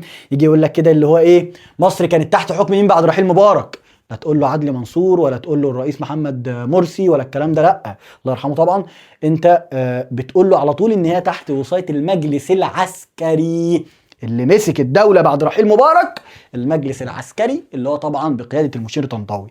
بعدهم جه الرئيس محمد مرسي طبقا للانتخابات، مسك من 12 ل 13، قلبه وأمه وأبا قلبه الله يرحمه. بعد كده طبعا جه المستشار عدلي منصور رئيس المحكمة الدستورية، هو اللي مسك الدولة المصرية بعد محمد مرسي مباشرة. فخلي بالك من المعلومة دي، اللي مسك الدولة بعد الرئيس محمد مرسي، اللي مسك الدولة المصرية طبعا هو رئيس المحكمة الدستورية، هو هيئة قضائية أو تابع للهيئة القضائية اللي هو عدلي منصور. وبعد عدلي منصور عارفين رايحين على فين؟ شايفين 2030 مسك الرئيس عبد الفتاح السيسي طبعا من 2014 لغاية وقتنا الحالي وإلى ما لا نهاية بإذن الله. انفينيتي شيء خلاص، نو فير نو خلاص تمام. فده بالنسبة لي النطاق التاريخي لحكام مصر من أول علي بيك الكبير اللي محمد بيك ابو الدهب غدر بيه وخانه لغايه عبد الفتاح السيسي رئيس الدوله المصريه الحالي. وده كان النطاق التاريخي بتاع حضرتك. اتمنى نكون قد امتعنا وابدعنا. والله انا اتكلمت عن الموضوع باكتر من نطاق، انا كنت قادر اقرا لك التاريخ واقول لك احفظها، بس انا والله يعني ايه اديتك شويه حاجات في المنهج على فكره، يعني اللي انا اتكلمت فيه ده منهج تمام. فده كان بالنسبه لي النطاق التاريخي. ودلوقتي طبعا هننتقل الى الشق الثالث من محاضرتنا، الا وهو نظام امتحانك عامل ازاي. فركز معايا ويلا بينا ننتقل الى الجزء الثالث من المحاضرة التأسيسية في مادة التاريخ. ونيجي بقى للشق الثالث من محاضرتنا، الا وهو نظام امتحان مادة التاريخ. واولا كده انا عايزك تنسى شكل الورقه الامتحانيه بتاعت اولى وثانيه ثانوي نهائيا، لان حضرتك بيبقى عندك حاجه اسمها البوكلت في ثالثه ثانوي. يا قمر انت يلا خلاص تبقى خريج وتروح الجامعه باذن الله عن قريب. اولى وثانيه انت بيبقى معاك ورقه كده اسئله وورقه ثانيه اجابه، اللي هو ايه بتاخد السؤال اجابه السؤال الاول تحل السلام عليكم وتسلم ورقه الاجابه وتروح بورقه الاسئله. الكلام ده انساه. انت بقى عندك حاجه دلوقتي اسمها البوكلت، ورقه بوكلت، ورقه كامله مكونه من عده صفحات بيكون فيها السؤال وبتكتب كمان تحت السؤال الاجابه. يعني لكل سؤال تحتيه كده خانه فاضيه بتجاوب فيها، والسؤال الاختياري تظلله. ده النظام بتاعك. انا كان معايا ورقه، معايا ورقه بوكلت والله، معايا بس في العربيه. ماشي هبقى ابعت لكم شكله كده على الجروب بتاع طلاب الكابتن عشان تشوفوه باذن الله. هو زي ما قلت لك بتبقى عباره عن كراسه كده تمام. هو كراسه والله بجد، للاسف هتمتحن في كراسه. تفتحها كده ورقه ورقه، اول ورقه كده من بره بتملى بياناتك، الورقه الثانيه بتبدا طبعا ان انت تلاقي طبعا الاسئله، ربنا يعينك يعني ان شاء الله، وتحل جوه الورقه وفي الاخر تقوم تسلمها والسلام عليكم. ده ورقة البوكلت. طب ايه بقى نظام البوكلت ده وايه نظام امتحاني في مادة التاريخ؟ وركز معايا كده بقى يا قلب الكابتن ويا ابو الطلاليب ويا حبيب قلبي، علشان الكلمتين اللي جايين دول مهمين جدا جدا جدا. طبعا انت مهم تكون عارف نظام امتحانك من دلوقتي علشان على اساسه تذاكر، على اساسه تحل. وللاسف لغاية النهارده من الوارد ان نظام امتحانك يكون فيه بعضا من التغيرات. طب يا كابتن الكلام اللي هيتقال دلوقتي ده بناء على ايه؟ بناء على الكلام اللي انا هقوله دلوقتي ده هو نظامك. ثق فيا، خليك ماشي معايا على الخط وهتوصل في النهايه باذن الله انك تجيب ال 40 درجه. في متغيرات، في كلام رايح جاي، بس كل الكلام اللي رايح جاي ده هنا تمام. فركز معايا الله يكرمك وافهم كده، خلي الكلام ايه يعني مش لازم نوضح قوي يعني، فركز معايا. مبدئيا اخر امتحان تم امتحانه اللي هو بتاع الدفعه اللي فاتت 2026، نظام الامتحان كان طبيعي جدا اللي هو المتعارف عليه، بس في حاجه حصلت ركز معايا. طب ايه المتعارف عليه يا كابتن؟ المتعارف عليه ان حضرتك عندك 70% اسئله موضوعيه، 30% اسئله مقاليه. ركز معايا علشان الشق من المحاضرة ده مش مقتصر بس انك تعرف نظام الامتحان، كمان انا افهمك تتعامل ازاي مع كل سؤال من اسئله الامتحان، فركز معايا الله يكرمك. طيب خلينا نرجع تاني لفكره ان في 70% اسئله موضوعيه، 30% اسئله مقاليه. طب يا كابتن انت قلت ان الامتحان بتاع 26 حصل فيه حاجه غير معتاده، ايه هي الحاجه غير معتاده؟ ان هو زود له المقالي شويه. الحاجه غير معتاده اللي احنا لقينا الامتحان فيه مقالي ازيد، وانا والله كنت قايل لهم ركزوا على المقالي كويس جدا علشان وارد السنه دي ان هو يزوده لكم بنسبه بسيطه، وقد كان ودخلوا الامتحان لقوا فيه اسئله مقاليه اكتر من المعتاد. فانت كطالب مطالب منك بايه؟ مطالب منك ان انت تتعود او تحل او تتدرب على جميع الانظمه، والانظمه اللي قدامك دي مش هيخرج براها امتحانك. المصطلحات او رؤوس الاسئله دي الامتحان مش هيخرج عنها. فما تعيش طول السنه تتدرب لي على الاختيار اصله صعب وتهمل لي المقالي. يا حبيب قلبي المقالي محتاج منك جهد، محتاج منك حفظ، محتاج منك تحل بايدك كتير عشان تتعود ازاي تكتب مقالي.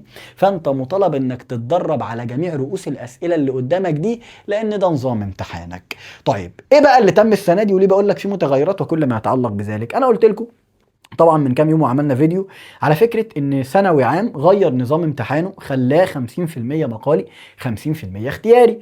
واحد هيطلع دلوقتي يا كابتن انا ازهر ماليش دعوه بثانوي عام، مفيش حاجه اسمها كده. المنظومه بتتاثر بشكل كامل والتعليم كله بيبقى متشابه مع شويه اختلافات بسيطه. فطبيعي جدا ان الازهر السنه دي هو كمان هيزود المقالي.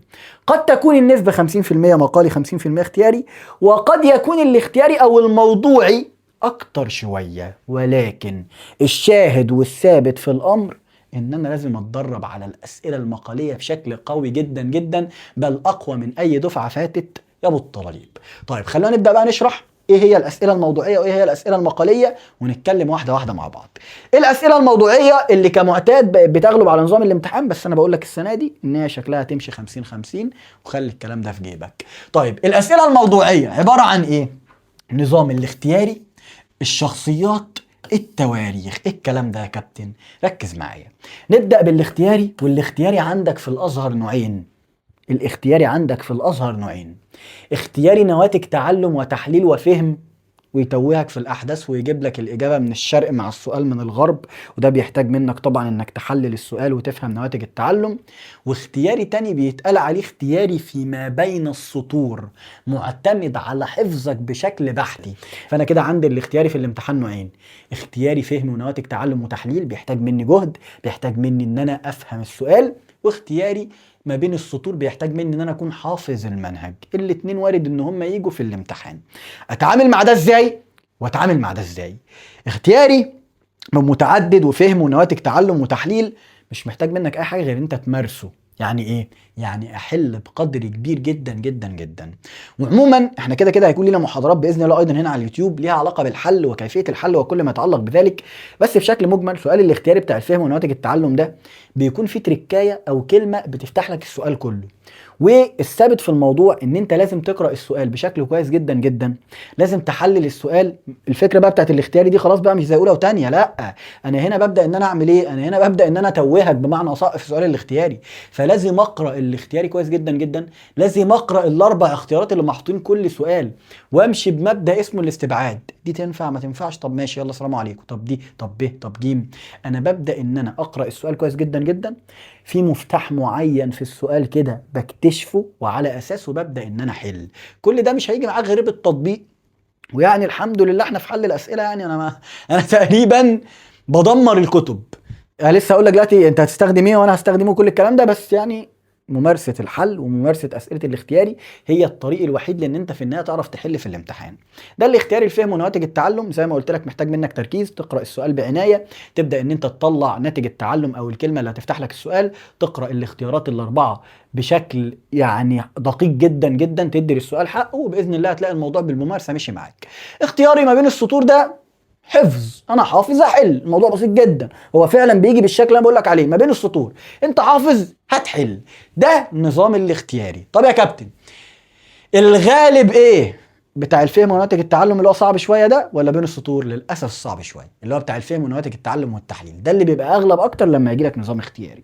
طيب ايه بقى قصه الشخصيات والتواريخ اللي في الموضوع يا كابتن؟ اللي هو السؤال مثلا في عهد ما من حكام مصر حدث ذلك، اذكر اسم الشخصيه اذكر صاحب العمل. يجي يجيب لك تاريخ ويقول لك التاريخ ده بتاع ايه. ده بيحصل عادي، ده وارد يجي ليك كازهري. فالفكره بتاعت الموضوعي ما بتخرجش بره الحاجات دي، الاختياري بشقيه اللي انا شرحتهم لك، وفكره طبعا الشخصيات والتواريخ اللي هو في عهد من حكام مصر، او اذكر التاريخ التالي او كل ما يتعلق بذلك. ودي كلها اسئله معتمده ايضا على حفظك.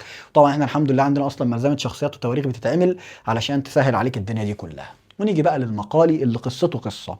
ناس كتير وده متكرر معايا على مدار الدفعات اللي فاتت، بنشتغل بشكل قوي جدا جدا، بنوصل لحته ان الناس بيبقى عندها مشكله في المقالي مش في الاختياري. يعني انا عارف ان في ناس كتير دلوقتي قلقت اللي هو ايه الاختياري ده هتعامل معاه ازاي. احب اقول لك ان انت لو تعرف تتعامل مع الاختياري اسهل ما تتعامل مع المقالي، وده الغلبه بتاعتكم.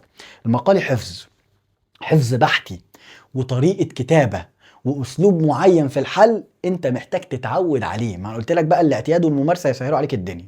طيب المقالي ده عندي بينقسم الى ايه؟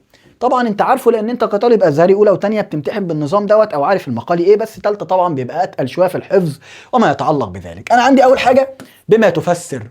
بما تفسر دي بيتعاملوا معاها ازاي؟ السؤال ده بيتحل ازاي؟ بيتحل بكلمه بسبب، بيتحل بكلمه لان، بيتحل بكلمه حرف اللام.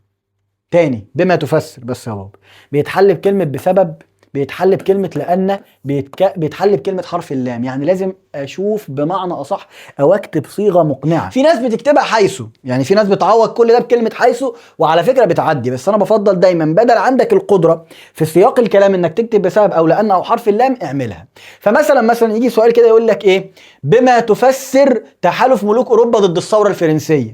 فتروح انت كاتب له ايه؟ بسبب خوفهم على عروشهم. تمام؟ فانا كده حطيت كلمه بسبب اهو تعبيرا عن اجابتي، لان دي طريقه حل السؤال بتاع بما تفسر. تمام؟ ونيجي لتاني سؤال او تاني صيغه عندنا، وهي ما النتائج المترتبه، على فكره مشهوره جدا في الازهر على فكره. تمام؟ اللي هو ما النتائج المترتبه على ذلك، اللي هي بتتحل بأدى ذلك إلى. خلي بالك دي بقى مهمة قوي بقى، دي بقى لازم تتكتب.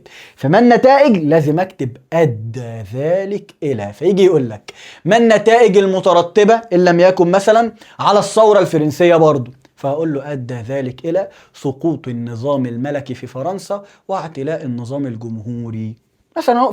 فانا كتبت ايه؟ فانا عملت ايه؟ فقلت ادى ذلك الى. تمام؟ فما النتائج لازم اكتب ادى ذلك الى، بعد كده اكتب الاجابه بتاعتي طبعا على حسب السؤال. نيجي بقى لما العلاقه بين. اصعب سؤال بيواجه الناس كلها، مع انه والله سؤال سهل جدا. بص يا عم، ما العلاقه بين ده اتنين دلل مع بعض؟ يعني ايه الكلام ده؟ يعني بيربط بين حاجة وحاجة بتثبت ان هما الاتنين جم مع بعض في خانة واحدة. يعني بيجيب لك سؤالين دلل مدموجين مع بعض، فانا بربط بين حاجتين او بحل اتنين دلل. يعني بمعنى اصح يجي يقول لي كده ما العلاقة بين الحملة الفرنسية او فشل الحملة الفرنسية، تمام، وموقعة ابي قير البحرية. اهو اتنين ربط، اتنين دلل. انا لو عارف ايه اللي حصل في موقعة ابي قير البحرية، او جه قال لي مثلا دلل هزيمة الفرنسيين في موقعة ابي قير البحرية، هروح كاتب القصة بتاعت موقعة ابي قير البحرية. هو في ما العلاقة بين؟ قال لك ما العلاقة بين فشل الحملة الفرنسية وموقعة ابي قير البحرية؟ اقول له حيث ان الحملة او حيث ان موقعة ابي قير البحرية كانت السبب في قطع الامدادات عن الحملة الفرنسية، وكانت السبب في اغراق الاسطول الفرنسي في ابي قير. فهتبدأ تكتب له الدلائل او الحاجات اللي حصلت في موقعة ابي قير البحرية، وعلى هذا المنوال في باقي الاسئله. فما العلاقه؟ زي ما قلت لك انت اتنين دلل بيربطهم ببعض كده، وانت بتشوف ايه وجه الربط ما بينهم. طبعا عندنا سؤال تاني اللي هو دلل بقى، او اثبت او ايد او نيل او ولع او اي حاجه، اللي هو دلل عموما. اثبت بتيجي هي دلل، ايد هي دلل، ايد صحه او خطا العباره هي دلل. فكل دي حاجات تيجي تحت سقف دلل اللي بتتحل بكلمه حيث. وعلى فكره ما العلاقه بين ايضا بيتحل بكلمه حيث عشان يكون عندك العلم. تمام؟ خلي بالك بس في سؤال دلل فيه تركايه مهمه جدا جدا جدا. احيانا في دلل وصيغه يجي يقول لك ايد صحه او خطا العباره. هنا انت لازم اولا تقول له العباره صحيحه ولا خاطئه، بعد كده تديله دليلك، يعني على حسب بقى العبارة. فيجي إن لم يكن يقول لك مثلا أي صحة أو خطأ العبارة: نجحت محاولة نابليون احتلال الدولة المصرية، أو نجح نابليون في احتلال الدولة المصرية. فتبدأ تقول له إيه؟ العبارة صحيحة، حيث قام نابليون بدخول الدولة المصرية سنة 1798 واحتلال الاسكندريه، ثم الزحف والدخول الى القاهره بعد طبعا معركه امبابه وشبرخيت، وتبدا تحكي بقى عن فكره دخول نابليون الى القاهره ونجاحه بالفعل في احتلال الدوله المصريه. فاي صحه او خطا الاول بشوف العباره خاطئه ولا صحيحه، وبعد كده ببدا احل. يجي مثلا سؤال تاني يقول لك اي صحه او خطا العباره احب الناس الجنديه في عهد سعيد باشا، فاروح كاتب له العباره صحيحه، حيث ان سعيد باشا فرض التجنيد على الجميع وحدد له مده زمنيه معينه، يعني بمعنى اصح اللي هو ايه، الناس حست ان الجنديه في عهد سعيد عادله فحبت الجنديه في عهد سعيد باشا، وعلى هذا المنوال. وده بالنسبه لدلل. عندي كمان طبعا سؤال وضح. وضح ده بقى يشمل كل دول. ممكن يجي يقول لك وضح اسباب كذا، وضح نتائج كذا، وضح ما العلاقه بين كذا وكذا، وضح مثلا ان لم يكن كيف قام نابليون باحتلال مصر، وضح كيف مثلا او اسباب فشل مينو في الاستمرار في الدوله المصريه، وضح مثلا دور محمد فريد في الكفاح ضد الاحتلال البريطاني، وضح دور احمد عرابي في الثوره العرابيه. وضح وضح وضح، ده مفتوح، سؤال مفتوح وبيتحل بحيثه برضه. اخر الاسئله المقاليه قارن الرغاي، ومن الاسئله المقاليه رغاي على فكره. قارن، سؤال رغاي جدا، لو قارن ما بين الافضل وانت بتحله تعمل جدول، تمام، ده بيبقى افضل شكل، بيضمن لك انك تاخد درجات عشان ورقتك بتبقى منظمه. فلما يجي لك قارن يعني ده انجي اعمل جدول. طب يا كابتن بعد اذنك معلش، هو كل ده ممكن يجي لي كصيغ في الامتحان كلهم في امتحان واحد؟ للاسف وارد. وارد يروح جايب سؤال بما تفسر مع من نتائج مع دلل، وكفى الله المؤمنين شر القتال، سلام عليكم. وارد يجيب ما العلاقه مع وضح مع قارن، السلام عليكم. وارد بما تفسر من نتائج من العلاقه دلل وضح قارن. فكل شيء وارد. انا هنا بعمل ايه؟ انا بديك كل الصيغ الوارد تيجي في امتحانك. ليه؟ لان احنا النهارده في اول السنه، فانا عندي الوقت الكافي اتدرب على كل ده. مش يا لهوي هو انا هذاكر، هتذاكر كل ده عشان تجيب مجموع، عشان تفرح اهلك، عشان تفرح نفسك. فما تستصعبش الامور، لان احنا ان شاء الله، وحتى لو انت هتذاكر مع نفسك برضو، انت مطالب بالسعي فقط لا غير وليس النتائج. فانت تتدرب على الحاجات دي، تخش باذن الله تلاقي كل ده يا باشا خلاص سهل. ليه؟ انا على مدار السنه من اول يوم، من اول واجب انا بتدرب. خلي بالك الله يكرمك في نقطه، الواجبات اللي انا هعملها كلها لاي درس هيتشرح او اي جزئيه معموله بالانظمه دي، فيها اختياري، فيها سؤال عن الشخصيات، فيها سؤال عن التواريخ، فيها بما تفسر وما العلاقه وما النتائج، وده اللي يوضح وقارن من اول واجب لحضرتك بتتدرب على الكلام ده. وانا بحل معاك بدربك واقول لك بتحل ازاي، ما ده طبيعي. ما انت لو انت بتاخد مع مدرس مش ماشي على النمط ده، مش ماشي على النظام ده، اتكل انا على الله بقى، سلام عليكم، مش هقدر اكمل معاك. ليه؟ نظام امتحاني، الله يكرمك. انا ما عشان بس ايه، خلي بالكم خلي بالكم خلي بالكم، عشان دي هتحصل السنه دي. العام نظامهم قلب 50% مقالي 50% اختياري. اسئلتك المقاليه غير اسئله المقالي بتاع العام. اسئلتك المقاليه ان شاء الله اسهل، وده كلام خده من الكابتن. اسئله مقالي العام معقده، فيها تعقيده، فيها فهم وتحليل ونواتج تعلم زي الاختياري. اسئلتك انت المقاليه واضحه وصريحه زي اللي انت شفتها في اولى وثانيه ثانوي على فكره، بس بتفترق في ايه او الفرق في ايه؟ ان منهج تالتة اتقل فمحتاج مذاكره، فمحتاج ان انت بس تكون على علم كامل بالمنهج ومذاكره. لكن فكره المقالي عندك كازهري والله سهله، ما تقلقش منها نهائيا. انت بتتشابه مع عام شويه في الاختياري، بس هيسهل عليك المقالي ما تقلقش، وده كلام يعني انا ايه اضمنه لك. فركز الله يكرمك، عشان حتى لو هتاخد مع مدرس عام المستوى اللي هم هيرتقوا بيه في المقالي اعلى من اللي هيجيلك في الامتحان. طيب يا كابتن انا بقى اعمل ايه؟ اذاكر منين؟ استخدم كتب ايه؟ ويعني بمعنى اصح كده دي التركايه اللي هتقفل لك المحاضره صح، واللي فعلا هتكون بمثابه الخطوه الاولى لحضرتك كمحاضره طبعا، انك بالفعل تبدا ماده التاريخ بشكل صحيح. ده بالنسبه لنظام امتحانك، بالنسبه لرؤوس الاسئله اللي بتيجي عندك في الامتحان.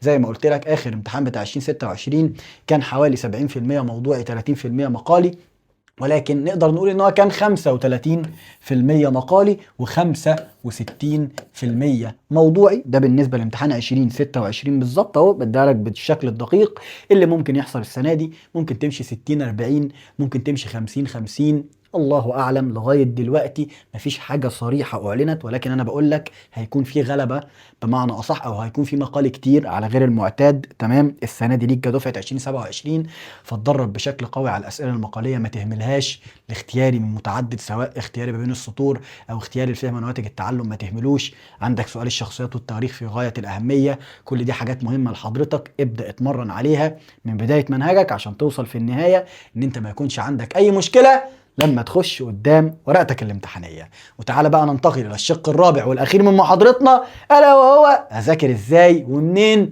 ماده التاريخ. ونيجي بقى للشق الرابع والاخير من محاضرتنا، الا وهو نذاكر ماده التاريخ ازاي، او نذاكر ماده التاريخ منين. فركز في الكلام كويس جدا. مبدئيا ازاي يعتبر احنا قلناها على مدار المحاضره، ولكن اختصر لك الكلام بشكل بسيط جدا جدا يا ابو الطالب. اولا احنا عندنا ماده، او احنا امام ماده زي ما اتفقنا كبيره ومحتاجه مجهود. طب ماده كبيره ومحتاجه مجهود، اول حاجه يبقى لازم تخش في جدولي بشكل يومي، او على الاقل يوم ويوم. التاريخ ما ينفعش يتركن ونذاكره مره في الاسبوع او مرتين في الاسبوع. انا عارف انك عندك كم مواد كبير جدا جدا، بس التاريخ يعتبر من اهم المواد اللي عندك بجوار النحو والصرف والحاجات دي. فالتاريخ لا يخلو من جدولك زي ما اتفقنا في اول المحاضره. اتعامل ازاي بقى مع الماده نفسها؟ انا خلاص حطيتها في جدولي وعايز ابدا اذاكرها يا كابتن. من الاخر كده وبشكل مجمل وبشكل عام لكل المواد، حب الماده تحبك. الله، بتقول اشعار يا سلام، انا كده استفدت. والله بتكلم معاك بجد. حب الماده بجد تحبك، اللي هو ايه، انا هخش اذاكر الماده وانا مش طايق نفسي، وانا اصلا مش قاعد على مكتبي ولا قاعد في المكان اللي بذاكر فيه، ده انا قاعد على السرير وفاتح الكتاب او فاتح الملزمه من التليفون ومش طايق نفسي اصلا ومش عارف ايه. هتقعد تذاكر الساعة الاتنين التلاتة على درس واحد، والله ما هتطلع منه بكلمة. على عكس لما تبقى متهيأ بشكل كامل لمذاكرة المادة ايا كانت ايه هي، وبالاخص التاريخ لاننا بنتكلم عنه. فانا ببدأ اقعد على مكتبي، المكان اللي انا متهيأه او مهيئه للمذاكرة زي ما اتفقنا مع بعض قبل كده واتكلمنا في النقطة دي. بجيب الكتاب وببدأ واحدة واحدة ان انا اذاكر، علشان ان شاء الله اجيب ال 40 درجه في النهايه. زي ما اتفقنا مع بعض لازم ان احنا نذاكر التاريخ بشكل تراكمي، يعني نذاكر جزء وما نركنوش، احنا بنرجع نراجع عليه بشكل دوري. طيب، لازم وانت بتذاكر التاريخ كل ما تخلص جزئيه تحل عليها، او درس او فصل او كل ما يتعلق بذلك. ان لم يكن فانا خلصت الدرس الاول من الفصل الاول، ما ينفعش اخش على الدرس الثاني الا ما احل قدر اسئله واكون عارف احل. وخد اللي جاي ده عشان مهم جدا جدا. انا خلصت الدرس الاول او الجزء الاول من الفصل الاول، والجزء ده عليه واجب، هبدا احل واجبي. انت عملت واجب لنفسك، بتاخد مع مدرس، بتاخد مع فلان مع علان، الطبيعي ان انت بتحل الواجب. طيب انا ذاكرت خلاص، راجعت كويس جدا في المذاكره، انا تمام، هبدا احل واجبي. وانت بتحل الواجب خليك عامل ان ده التقييم ليك اللي على اساسه هتعرف اذا كنت انت فعلا ذاكرت الجزء ده ولا محتاج تعيده تاني. يعني ايه الكلام ده يا كابتن؟ يعني انا ذاكرت الدرس الاول في الفصل الاول، بدات ان انا احل، والله حليته تمام ماشي، وبعد ما اخلص واجبي اصحح لنفسي، اشوف انا جبت كام. فمثلا زي ما قلت لك الواجب من 20، انا جبت والله 17 18، جبت 16، حلو، نقصت 4 درجات بس. فبشوف الاربع نقاط اللي انا نزلت فيهم دول فين في الدرس وبرجع لهم وباكد عليهم. طب جبت 14، جبت 13، جبت 11، ايه ده؟ انا كده واقع جامد في الدرس ده، انا كده ما ذاكرتش كويس، انا كده مش هكتفي ان انا ارجع للنقاط اللي وقعت فيها، انا اجيب الدرس تاني كله من الاول. فانا بقيم نفسي، وده والله مش في التاريخ بس، ده على مدار المواد الثقافيه والمواد عموما. ان انا كل جزء بخلصه لما احل واجبه اقيم نفسي، اشوف انا جبت كام في الواجب، اشوف انا عارف احل على الجزء ده ولا لا. لان الشاهد في الامر هو حل الاسئله، زي ما شفنا نظام الامتحان مع بعض، اسئله انا بتحط قدام ورقه بوكلت مكونه من اسئله، فانا عايز ايه؟ احل اسئله. فهتعرف انت هتذاكر ولا لا او ذاكرت ولا لا من حلك للاسئله. فكده انا بفتح الماده، بذاكر منها الجزء، بحل عليه واقيم نفسي، لقيت ان انا تقييمي كويس بخش على الجزء اللي بعده. وزي ما قلنا واحنا بنتكلم عن المنهج، كل ما اخلص فصل انا بمتحن عليه امتحان شامل بنظام امتحاني كازهري. خلصت فصلين امتحن مع بعض، 3 مع بعض، 4 مع بعض، وهكذا على مدار المنهج. وتعامل مع التاريخ ان هو كميته مش كبيره. ازاي يا كابتن؟ ما هو مليان. نفسيا خلي عندك اللي هو ايه، ده الفصل الاول سهل، ده الفصل الخامس بسيط، ده السادس حلو قليل، ده الثامن كلمتين. نفسيا هيئ نفسك للمذاكره، نفسيا وانت داخل تذاكر الماده كده اللي هو ايه، هعمل اللي عليا يا رب وباذن الله ربنا يوفقني. بالطريقه دي بالاسلوب ده، بفكره ان انت تدي للماده وقتها تجتهد فيها تحل عليها كتير، هتلاقي الموضوع معاك والله زي الفل. وان شاء الله يعني طبعا ده كلام لينا على المنصه، احنا مش هنسيبك في اي حاجه. انا عامل تيم متابعه يعني والله بيزن زن، انا بقى انا نفسي بزهق منهم تمام، فما بالك انت هتعمل ايه؟ فما تقلقش، احنا معاك وجنبك، وان شاء الله هنسندك لغايه كده ما توصل لباب لجنتك، تخش اللي تجيب ال 40 درجه وتطلع لي تاني. طيب انا بقى ذاكر منين؟ سواء كنت طالب منصة أو طالب يوتيوب أو مالكش دعوة بالكابتن وأول مرة وآخر مرة تسمعه، ركز معايا وخلونا نبدأ أولا بطالب المنصة. طبعا أنت كطالب منصة مشترك معانا في منصة الكابتن التعليمية سواء للجغرافيا أو التاريخ أو المادتين، بينزل لحضرتك ملازم حرفيا هي هتغنيك عن كل شيء. بجانب كده هي ملازم مجانية من ضمن اشتراكك، مش هنطلب منك جنيه تاني، خلاص بتنزل لك بتتوفر لك، احنا مش عايزين منك اي حاجة يا باشا، خلاص انت كده زي الفل تمام. ملازم شرح وحل وشخصيات وتواريخ، يعني بنعمل لك البحر طحينه في حته الملازم دي. والحمد لله يعني احنا على مدار كل السنين الملازم بتاعتنا يعني اسالوا الطلبه اللي قبلكم، يعني حاجه كده توب التوب، بنقدم حاجه قويه جدا جدا ليك كطالب ازهري على مستوى الشرح والاسئله، وده طبعا من فضل ربنا سبحانه وتعالى علينا. فانت كطالب منصه خلاص انت تقتصر على الملازم، هي تغنيك عن كل شيء، وده لاننا في الشرح مقدمين لك افضل اسلوب في التسلسل للاحداث، وفي الحل عاملين لك ملازم الحل بنظام امتحانك، وبخلاف ذلك هي متجمعة من أهم الكتب اللي موجودة على الساحة، وكمان بيتضاف لها أسئلة أنا اللي حاططها، فبالتالي حضرتك بتستلم ملزمة حل رهيبة فيها نظام امتحانك، فيها أسئلة مجموعة كبيرة جدا من الكتب والأفكار سواء مقالي طبعا أو اختياري لأنه ده نظام امتحانك كأزهري، فيها كمان أسئلة أنا بضيفها لحضرتك، وفيها بتتمرن بشكل قوي جدا جدا على نظام امتحانك الحمد لله. فأنت كده كطالب منصة ملازمي المجانية خلاص أنا مقتصر عليها مش هتلخبط يا أخي. ده حتى لو أنا هحل من كتب خارجية بنزل لك الكتب دي على المنصة PDF عشان ما تتوهش وما تروحش تشتري حاجة. انا اسلوبي قتل التكلفه لحضرتك، مش عايز اعمل بص، انا لو اطول اعمل لكم الشغل اللي انا بعمله ده كله مجاني هعمله، بس للاسف احنا الحمد لله يعني ربنا ايه كرمنا، ففي ناس معانا بتشتغل بتاخد مرتبات، وانتم طبعا اكيد ايه يعني عارفين القصه والحكايه دي. طيب خلينا ده كده ايه المنصه خلاص يا باشا اطمن ودنيته تمام. طب يا عم انا بقى ايه لا طايقك ولا هشترك معاك ولا هكمل معاك الكلام ده، انا يا باشا بص هذاكر لوحدي. قول لي اذاكر منين؟ ركز معايا. بص يا عم، مبدئيا خلينا نبدا بكتاب المدرسه اللي هو تقريبا مع الكل. انا ليه ما بفضلوش اهو من الاول كده؟ لانه هو صعب شويه في تسلسل الاحداث، يعني هتواجه رخامه شويه وانت بتذاكر منه. في ناس بتحبه وبتعرف تتعامل معاه، ما عنديش اي مشكله، لكن افضل حاجه لو هتشتغل لوحدك كشرح كتاب الامتحان. كشرح افضل حاجه لو هتشتغل لوحدك كتاب الامتحان. طب احل منين يا كابتن عشان اتعود على نظامي زي ما انت قلت من الاول وكررت؟ عندك المصدر والامتحان كاختياري اهو، المصدر والامتحان كاختياري، والمرشد والبوكلت كتاب اسمه البوكلت تمام كمقالي. يبقى تاني، المصدر والامتحان ده اختياري، المرشد والبوكلت ده مقالي. طب يا كابتن انا هشتري كل ده؟ ده امر مش طبيعي، يا تشتري مرشد يا بوكلت يا تشتري مصدر يا امتحان، واللي ما تشتريهوش عوضه بالPDF بتاعه. ركز في الكلام، انت خلاص هتجيب الامتحان كشرح لو هتذاكر لوحدك، جبت الامتحان كشرح هحل منين؟ يا اما اشتري المصدر حل اسئله وعوضه، او عوض الامتحان كPDF، والPDFات دي موجوده على جروبات التليجرام. والناحيه التانيه فكره المرشد والبوكلت، اشتري المرشد او البوكلت والتاني احمله PDF. قلل التكلفة على نفسك بقدر المستطاع. عايز تشتغل كله PDF ما عنديش مشكلة، بس الأفضل يكون معاك ملزمة الشرح بالأخص أو كتاب الشرح بالأخص في إيدك. الأسئلة تقدر أنت تنقل السؤال في الورقة قدامك وتحله بإيدك والكلام ده كله، ده عادي يعني مفيش أي مشكلة، مش شرط إن أنت تضغط على نفسك وتشتري أهو بكررها تاني الله يكرمك تمام.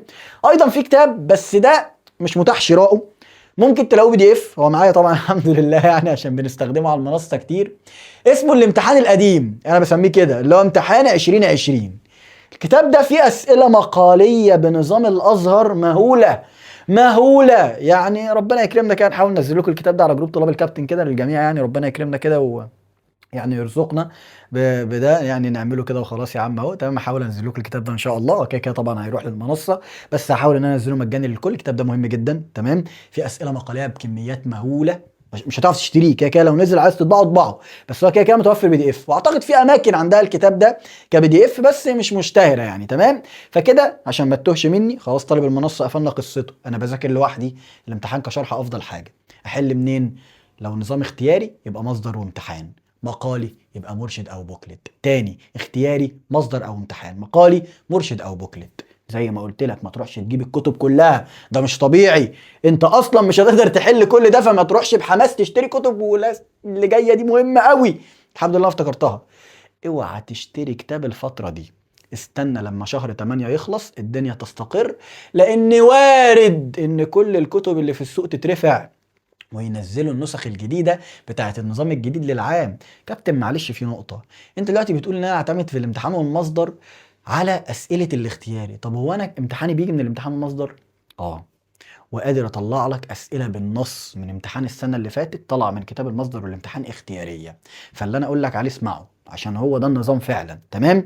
ولكن زي ما قلت لك اهدى دلوقتي في شراء اي كتاب، لان الدنيا وارد تتغير، وارد ربنا يكرم الامتحان والمصدر لما ينزلوا الاسئله بتاعتهم الجديده، لو عملوها وغيروها يعني ونزلوا كتب جديده، ممكن يعملوا لنا مقالي بنظام الازهر، الله اعلم، كل شيء وارد، نتمنى ذلك يعني، ونتمنى كتاب الامتحان او المصدر يعملوا ده، ويعني بنناشد بالموضوع ده، وده هيبقى طبعا افضل ليك جدا كازهري عشان هتذاكر في كتاب واحد المقالي والايه والاختياري. فلسه احنا هنشوف، وطبعا ان شاء الله لو جددوا الكتاب ونزلوه وحصل اي تحديثات هقول لك على طول تعمل ايه، وهنورك واخليك كده يا باشا يعني ايه بمعنى اصح مش تايه لوحدك في الطريق. ولكن حاليا ابعد عن شراء اي كتاب لغايه ما نشوف هل هيحدث تغيرات ولا النسخ اللي موجوده دي هي اللي هتستمر. وده بالنسبه لبند تذاكر منين وكل ما يتعلق بيه. وبكده ده يكون بالنسبه للشق الرابع من محاضرتنا، الا وهو نذاكر التاريخ ازاي ومنين.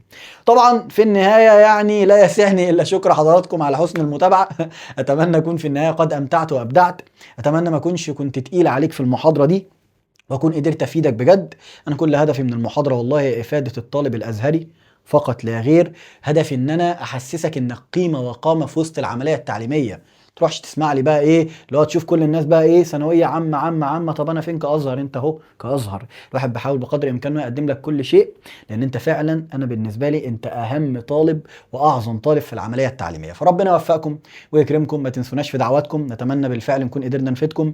استنونا باذن الله في اللي جاي، في شغل قوي جدا جدا هيتقدم لك كطالب 27 ان شاء الله. على مدار الاسبوع ده هينزل لك محاضره التاسيس في الجغرافيا او المحاضره التاسيسيه في الجغرافيا السياسيه، وتباعا هينزل ايضا فيديو لتفاصيل المنصه اللي فيه اسئله كتير جدا جدا عنها. اصلا انا سايب لك لينك التواصل مع المنصه في الكومنتات، فانت لو محتاج تسال عن اي تفاصيل تواصل معاهم هرد عليك في اسرع وقت ويقدموا لك كل الاسئله والتفاصيل اللي انت محتاجها. بخلاف ذلك انا هعمل فيديو اخر الاسبوع ده هنزل لك فيه كل التفاصيل اللي انت محتاجها على المنصه، الجدول، نشتغل ازاي، هنعمل ايه، هنبدا امتى، نخلص امتى، وكل ما يتعلق بذلك. ما تقلقش من حاجه، انا جنبك ومعاك، وان شاء الله كتف في كتف لغايه ما نوصل لباب لجنتك. مش هقول لك بقى عشان تخش تجيب بس ال 40 درجه، لا، عشان تخش تجيب ال 80 درجه وتطلع باذن الله، وان شاء الله ال 80 مضمونين مع الكابتن. وكالعاده، بس دي مش العاده يعني، انت لسه طبعا ما تعرفنيش، بس ده المعتاد بتاعنا، في اخر كل محاضره بيكون عندنا سؤال المحاضره. هسألك دلوقتي سؤال هتجاوب في الكومنتات، وبإذن الله الناس اللي هتجاوب صح هنختار منهم عدد نعمل لهم خصم قوي جدا جدا على المنصة. السؤال هيكون قول لي من هو آخر حاكم لقب بلقب الخديوي في مصر؟